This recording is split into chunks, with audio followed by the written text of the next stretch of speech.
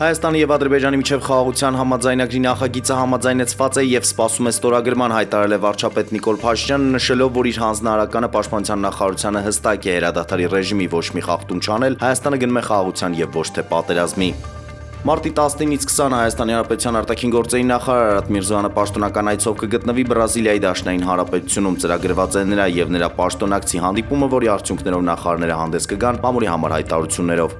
Մայրաթորի տեղեկատվական համակարգից հայտնում են, որ մարտի 18-ին Մայրաթոր Սուրբ Էշմիածնում Գարեգին II ամենայն հայոց կաթողիկոսին է հանձնվել Մոսկվայի միտրոպոլիտ Սուրբ Ալեքսի առաջին կարգի շքանշանը շնորհված Մոսկվայի և համայն Ռուսիո պատրիարք Նորի Սրբություն Կիրիլայի կողմից հայոց հայրապետի գահակալության 25-րդ տարեդարձի կապակցությամբ։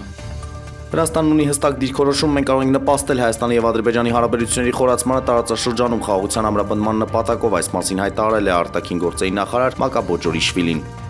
Այս պահին տեղի ունենում Միացյալ Նահանգների և Ուկրաինայի նախագահներ Դոնալդ Թրամփի և Վոլոդիմիր Զելենսկուի հեռախոսազրույցն այս մասին տեղեկացրել Սպիտակ տան աշխատակազմի ղեկավարի տեղակալ Դան Սքավինոն։ Հայաստանի ֆուտբոլի ֆեդերացիան մարզասերների համար հայտարարություն է տարածել, որտեղ նշել է Հայաստան-Վրաստան հանդիպմանը նստարաններին կլինեն մեր եռագույն դրոշին համապատասխան գույնի թղթեր և փոքրիկ դրոշակներ հավաքականին աջակցելու համար։